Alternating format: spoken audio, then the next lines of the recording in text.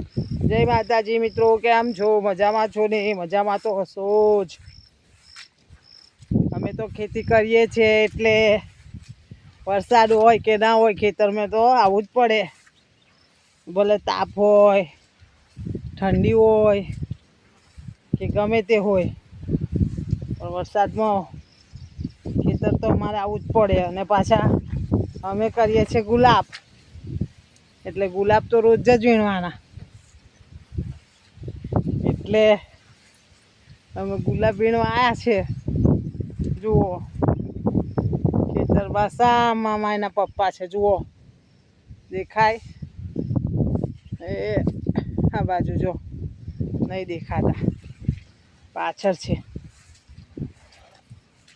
એટલે ખેતી કરતા હોય ને એમને તો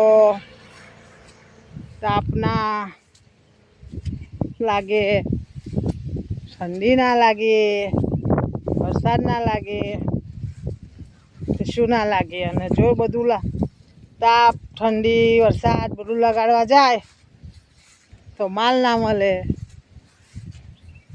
એટલે તાપ, તડકો, ઠંડી, વરસાદ કશું લગાડવું ના પડે. અને કાદુમાં ઉઘાડા પગે હોય ચાલવું પડે. અમે ગમે એટલો વરસાદ હોય પણ ખેતર આવીએ જ. એક કઈ દિવસ અમે ગુલાબ નહીં વેણ્યા એવું નહીં બન્યું. અમે રોજ જ ગુલાબ વીણવા આવીએ. તો આજે મને એવું થયું કે લાય મેં વિડીયો બનાવું, એટલે મેં વિડીયો બનાવ્યો. વરસાદ થોડો થોડો પડે છે, વાદળ બહુ છે, એટલે અમે અમારું કામ પતાવી લીધું છે. અને હવે અમે જઈએ છીએ ઘરે. જુઓ, આ મારા ગુલાબ રહ્યા, ગુલાબનો કોથળો જુઓ છે ને. અને મારું ખેતર હાવ રોડ પર જ છે.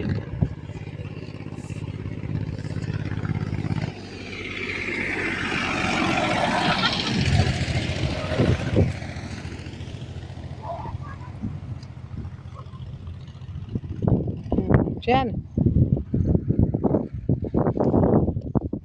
એટલે હમણાં વરસાદ ચાલુ થતા પહેલા અમે નીકળી જઈશું ઘેર.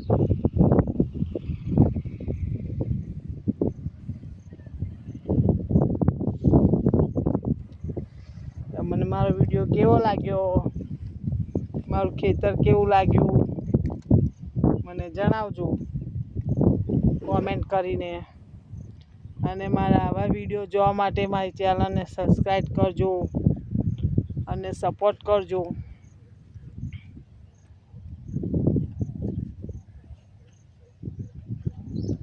તમારી બાજુ વરસાદ કેવો છે તે જણાવજો.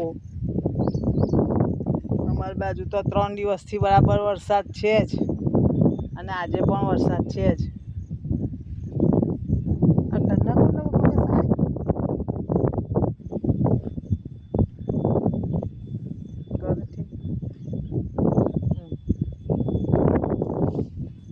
જુઓ, મારા પપ્પાએ કમ્પ્લીટ કરી દીધું બાંધીને. હવે અમે જઈશું ઘરે.